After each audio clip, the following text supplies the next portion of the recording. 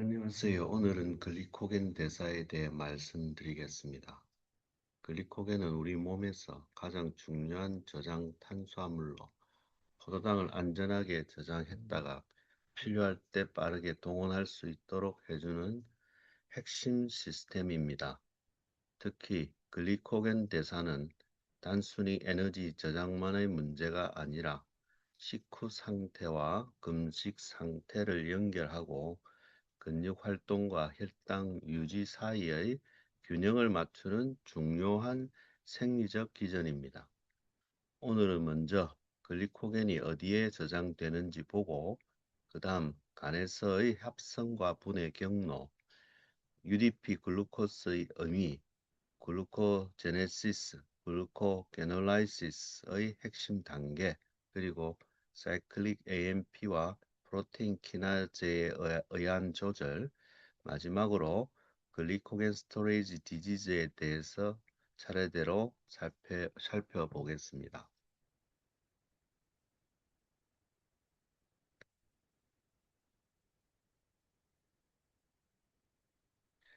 글리코겐은 주로 간과 근육에 저장됩니다. 양적으로 보면 전체 체내의 글리코겐의 약 70에서 75%는 근육에 존재합니다. 다만 이것은 근육량이 크기 때문이고 조직별 기능은 서로 다릅니다. 근육의 글리코겐은 자체적인 에너지 생산, 즉 글라이콜라이시스를 위한 즉각적인 연료 역할을 합니다.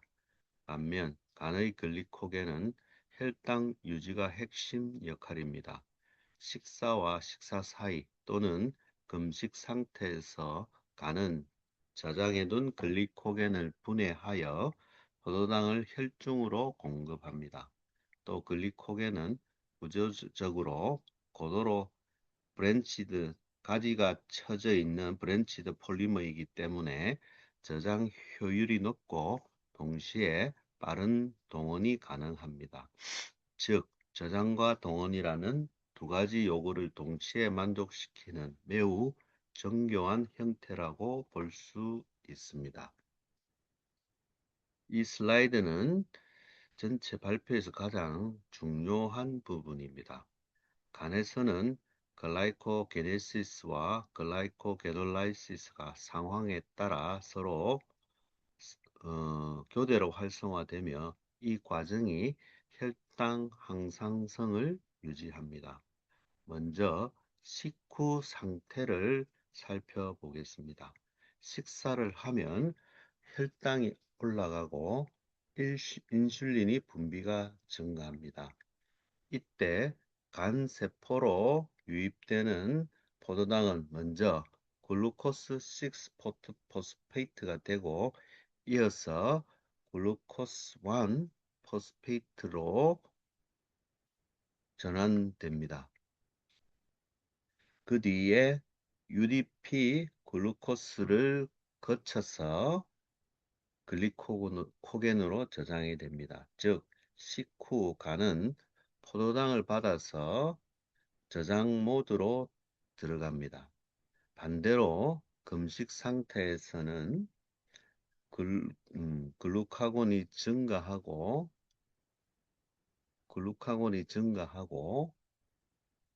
인슐린은 감소합니다. 그러면 간의 글라이코게놀라이시스가 활성화되어서 저장된 글리코겐이 분해되고 그 결과 글루코스 1 포스페이트가 생성됩니다.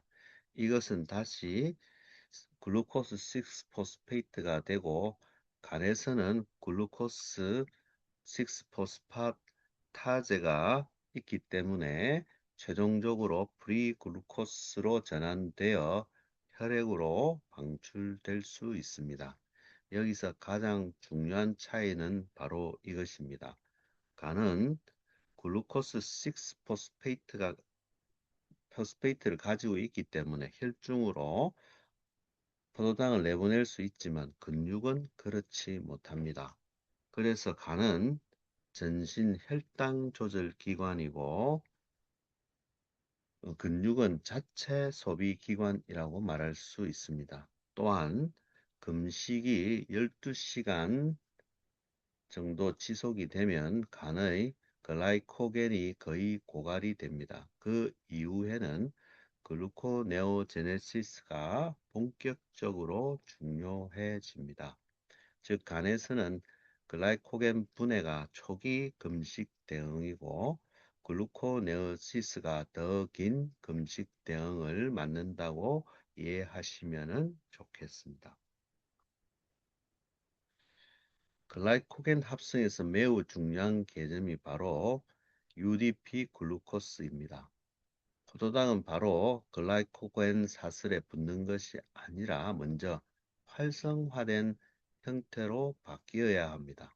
구체적으로 글루코스 6 포스페이트가 글루코스 1 포스페이트로 전화된 다음 이것이 어, 이것이 UDP 와 반응을 해서 UDP 글루코스를 형성합니다. 이 반응은 UDP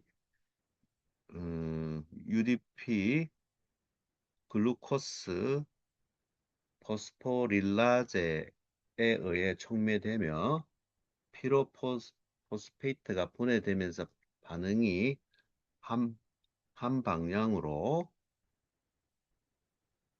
강하게 진행이 됩니다. 이렇게 만들어진 UDP 글루코스는 말 그대로 합성 가능한 형태로 준비된 포도당입니다.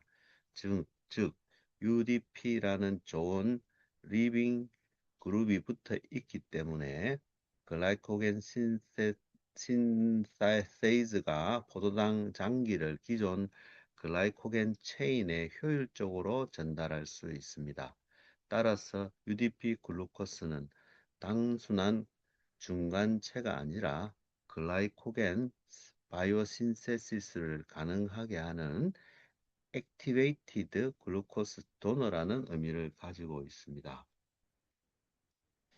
이제 실제 글라이코겐 합성 과정을 보겠습니다.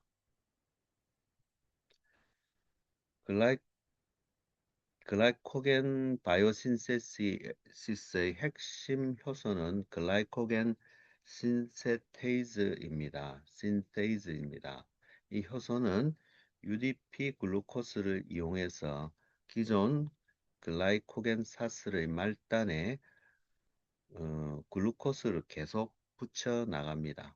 하지만 중요한 점은 글라이코겐 신세이즈가 완전히 새로운 사슬을 처음부터 만들 수는 없다는 것입니다. 즉, 프라이머가 필요합니다. 이 프라이머 역할을 하는 단백질이 글라이코게닌입니다. 글라이코게닌. 글라이코게닌은 자신의 특정 타이로신 레지두에 포도당을 붙이기 시작하고 짧은 사슬을 만든 뒤 그 다음부터 글라이코겐 신세이즈가 이어받아 사슬을 연장합니다. 여기에 더해서 어, 브랜칭, 브랜칭 엔자임이 작용하여서 알파 1,6 결합을 형성하면 고도로 가지친 글라이코겐 구조가 만들어집니다. 이 브랜치드 스트럭처는 단순히 모양의 특징이 아니라 여러 non-reducing end를 만들어 합성과 분해 속도를 크게 높여준다는 생리적 의미를 가지고 있습니다. 이제 글리코겐 분해, 즉 글라이코게놀라이시스를 보겠습니다. 중요한 점은 이 과정이 글라이코게네시스의 단순한 역반응이 아니라는 것입니다. 별도의 효소와 별도의 반응 방식으로 진행되는 독립적인 경로입니다. 가장 핵심적인 효소는 글라이코겐 포스포릴레이즈입니다. 이 효소는 글라이코겐의 알파 1포 결합을 절단하여 글루코스 1 포스페이트를 생성합니다. 여기서 중요한 표현이 하이드롤라이시스가 아니고 포스포로라이시스라는 점입니다. 즉, 물이 아니라 무기인산이 결합 절단에 직접 작용됩니다. 하지만 포스포릴레이즈는 가지 직전까지만 작용할 수 있습니다. 그래서 브랜치를 처리하기 위해서는 디브랜칭 엔자임이 필요합니다. 이 효소는 두 가지 기능을 가지고 있습니다. 하나는 가지 일부를 옮기는 트랜스퍼라제 기능이고, 다른 하나는 알파 1,6 결합을 끊는 글루코시데이즈 기능을 가지고 있습니다. 이렇게 글라이코겐 포스포릴레이즈와 디브랜칭 엔자임이 협력을 해야 글리코겐이 완전히 분해될 수 있습니다. 생성된 글루코스 1 포스페이트는 포스포글루코무타제에 의해서 글루코스 6 어, 글루코스 6 글루 음, 글루코스 6 포스페이트로 전환되고 이후에 조직에 따라 다른 경로로 들어갑니다.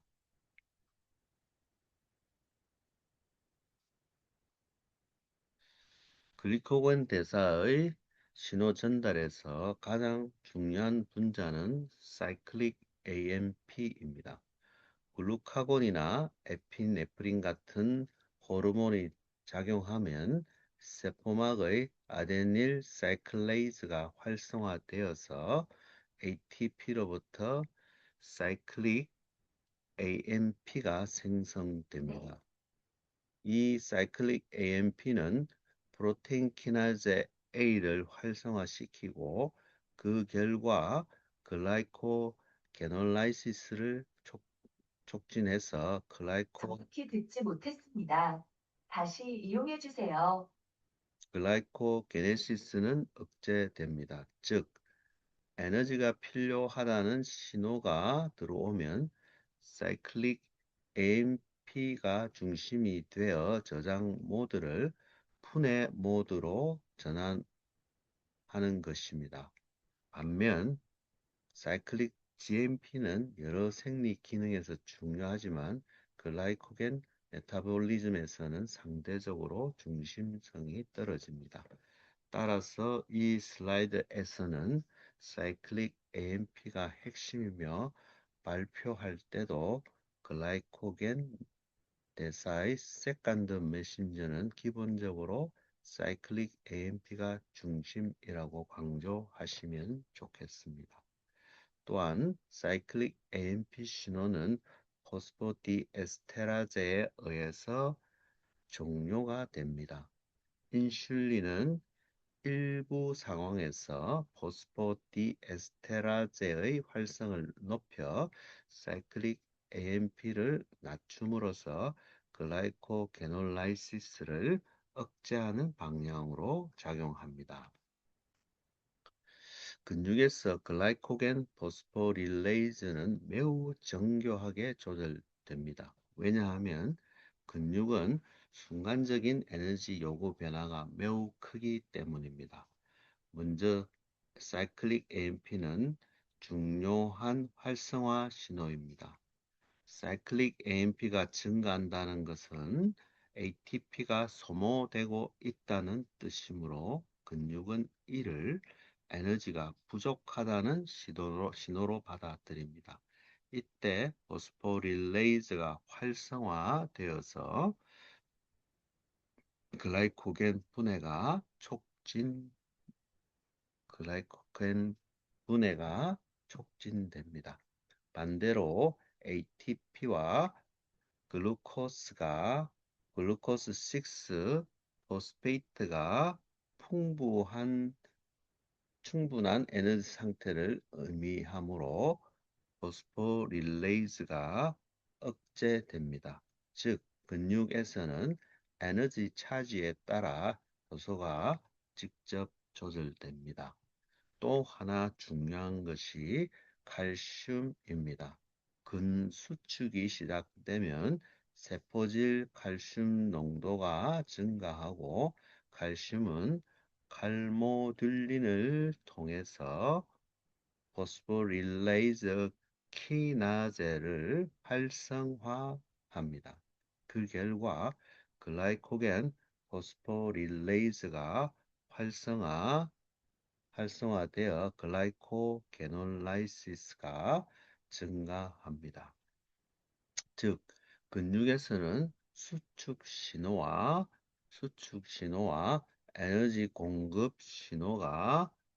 에너지 공급 신호가 동시에 연결되어 있습니다. 이 점은 왜 운동 어,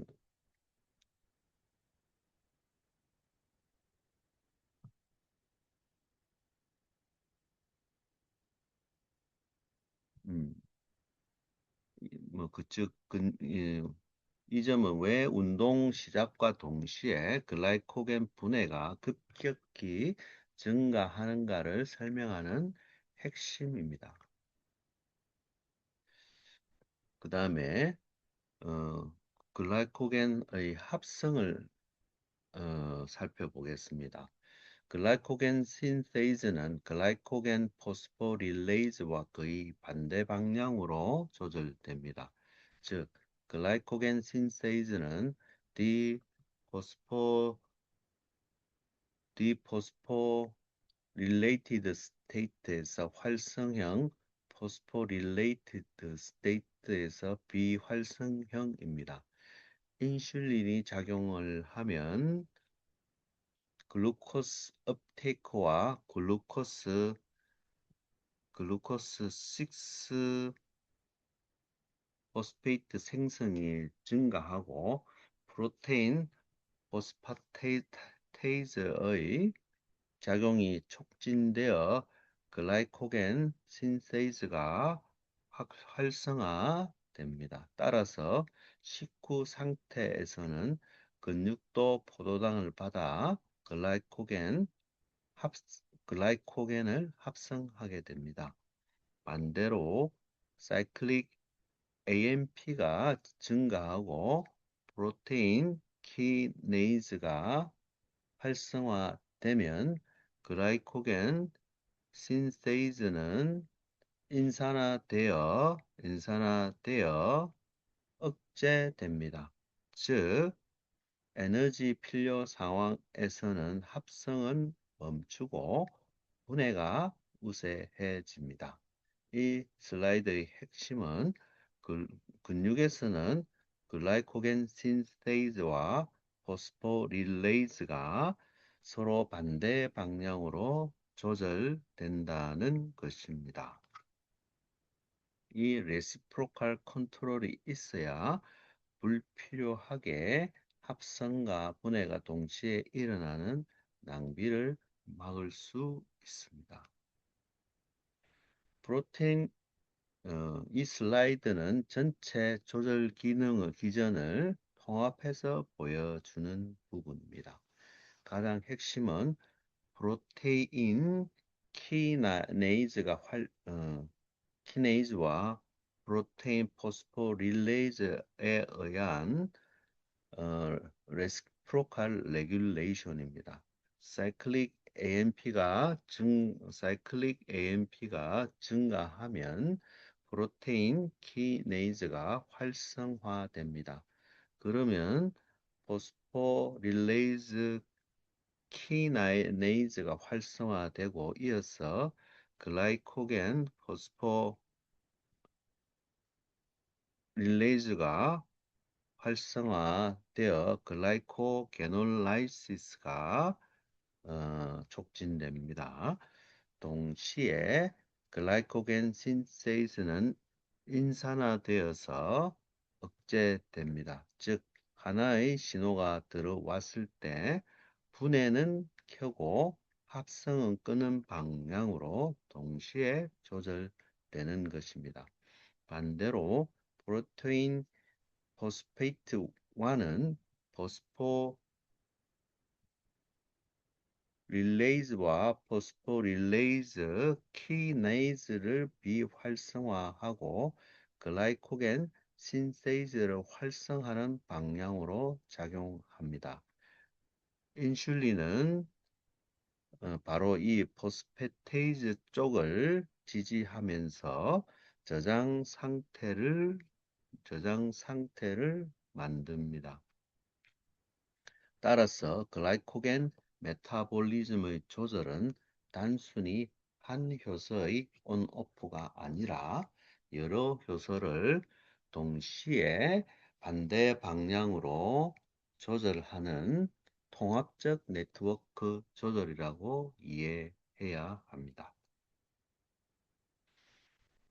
글라이코겐 스토리지 디지즈를 보겠습니다. 이 질환군은 글리코겐 대사에 관여하는 효소의 선천적 결핍으로 인해 발생합니다.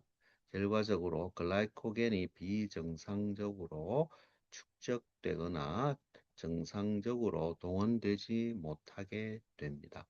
예를 들어 본 기어크 디지즈는 글루코스 6 포스페테이즈 결핍으로 인해 간에서 글루코스를 혈중으로 내보낼 수 없기 때문에 심한 공복 저혈당이 나타납니다.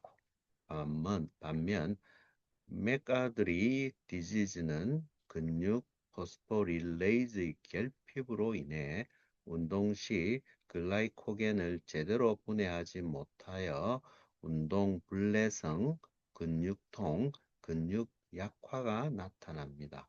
이러한 질환들은 단순히 효소 하나의 문제가 아니라 간에서는 혈당 유지 장애로, 근육에서는 에너지 공급 장애로 이어진다는 점에서 임상적으로 매우 중요합니다. 정리하면 글리코겐 대사는 저장, 합성, 분해, 조절, 질환이 모두 연결된 하나의 시스템입니다. 따라서 각각 따로 외우기보다는 간과 근육의 역할 차이, 사이클릭 AMP와 인슐린의 반대 조절, 글라이코게네시스와 글라이코게놀라이시스의 레시프로칼 레귤레이션 이 세 가지 축으로 이해하시면 전체 흐름이 훨씬 명확해집니다. 예, 감사합니다.